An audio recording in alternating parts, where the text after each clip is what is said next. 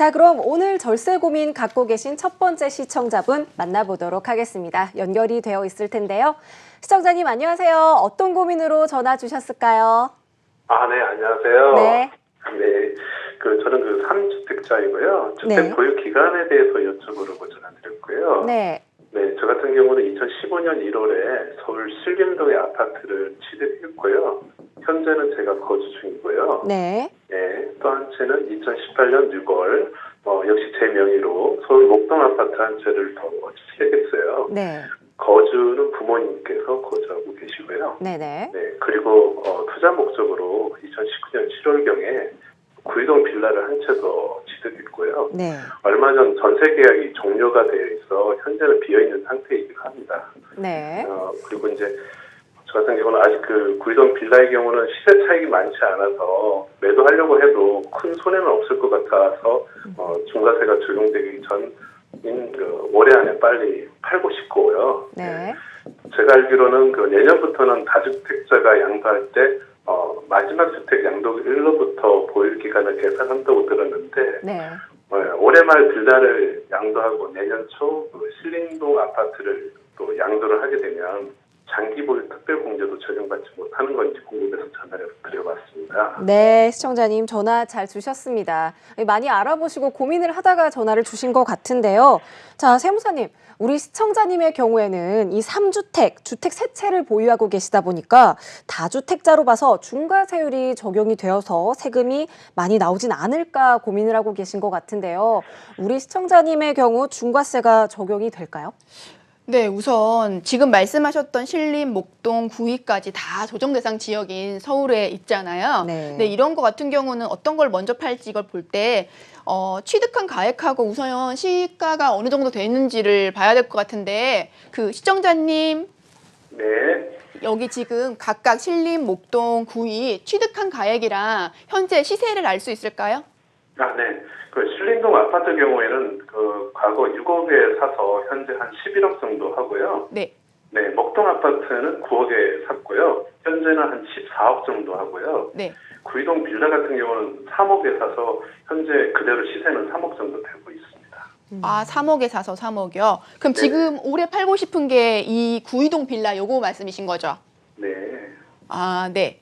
우선은 지금처럼 시청자님은 구이동 거를 팔고 싶으신데 구이동 거를 팔는 시점에 집이 3채가 있기 때문에 다주택자에 대해서 특히나 조정 대상 지역에 집을 가지고 있기 때문에 중과세율 적용 받으세요.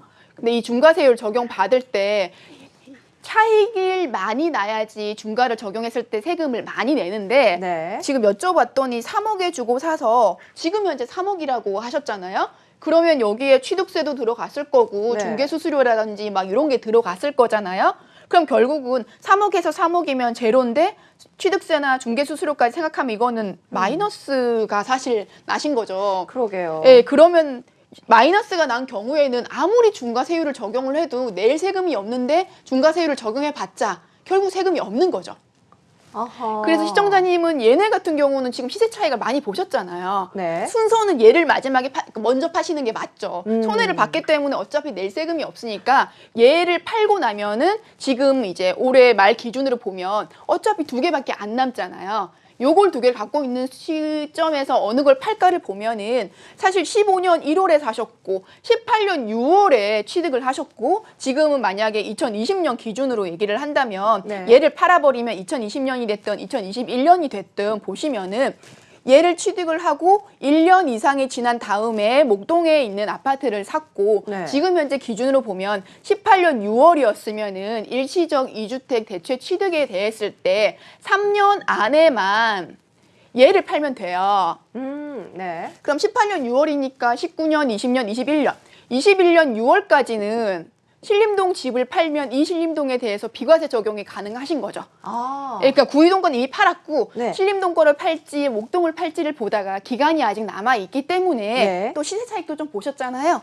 그렇기 때문에 신림동에 있는 아파트를 2021년 6월까지 팔면은 비과세 적용을 받으시는데 그때 이미 9억이 넘었잖아요. 네. 그렇기 때문에 9억까지는 혜택을 보시는 거고 9억에서 11억이 넘어가는 그 구간에 대해서 네. 양도 차익에 대해서는 장기 보유 특별공제도 가능하시고 중과도 적용이 안 되시고 일반 세율로 적용이 가능하세요. 네. 근데 시청자님이 아까 이제 물어보셨던 거는 최종적으로 다주택자가 1주택자가 된 시점부터 2년이 지나야지 비과세를 또 적용을 가능하는지가 올해하고 내년하고 달라요.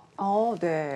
최종적으로 1주택이 된 시점부터 2년이 지나야지 비과세가 가능하다고 했던 요건 중에서 일시적 2주택은 제외가 돼요. 예, 그렇기 때문에 최종적이 아니라 당초에 취득하셨던 15년 1월부터 취득한 기간으로 기산이 되기 때문에 올해 팔든 내년에 팔든 상관없이 가능하시고요. 거기다가 장기 보유도 어차피 15년 1월부터 사셔가지고 지금 현재까지 거주를 하고 있기 때문에 장기 보유 특별공제도 가능하시고 네. 특히나 올해보다는 내년부터는 장기 보유 특별공제를 할 때 그동안은 보유를 한 기간 동안을 계산을 해가지고 계산을 했다면 내년부터는 보유를 이만큼 해도 실제 거주를 얼마나 했는지에 따라서 계산하는 비율이 달라지세요. 그래서 거주를 했을 때가 보유를 했을 때보다 조금 더 혜택을 주겠죠. 네. 그걸 감안한다면 시청자님 같은 경우는 굉장히 좋은 케이스가 되는 거죠. 네. 근데 이게 지금 다주택자가 최종적으로 1주택자가 된 시점부터 2년이 지나야 된다. 이런 얘기는 계속 나오고 있는데요. 그때 일시적 2주택인 경우는 예외로 한다는 규정이 있는데 이게 조금 복잡해요. 그래서 본인이 이 주택에 해당하는 대상이 되시는지 네. 세제 혜택에 해당하는 대상이 되시는지를 사실 조금 더 꼼꼼히 보셔야 돼요. 지금 같은 경우는 사고 팔고 나서 네. 얘가 없어진 상황이기 때문에 가능한데 이런 경우가 아니라면 네. 당초 보유한 시점으로 가는 게 아니라 마지막에 실제 주택이 하나인 시점에부터 2년이 지나야지 혜택을 보는 경우가 있을 수도 있어요. 네. 그러니까 사례에 따라 다르기 때문에 집이 여러 채 있으신 분들은 성급하게 결정하실 건 아니고요. 충분히 상담하고 고민한 다음에 어떤 의사결정을 내리시는 게 좋을 것 같고 지금 시청자님은 다행스럽게 좋은 조건에 해당을 하셔서 네. 2015년부터 장특공제 가능하시고 9억을 넘는 부분에 대해서 세금은 내실 것 같다. 그래도 조금 좋은 상황이다. 이렇게 말씀드릴 수 있을 것 같아요. 네. 우리 시청자님 고민 많이 하면서 전화를 주셨는데요. 다행히 정말 말끔하게 해결이 좀 된 네. 케이스인 것 같아서 저희도 좀 기분이 참 좋습니다. 자, 이렇게 고민하고 계신 분들 많으실 텐데요. 어떤 주택을 먼저 처분해야 하는지 뭐 그런 부분들 궁금하시면 전화 주시면 저희가 상담해 드리도록 하겠습니다.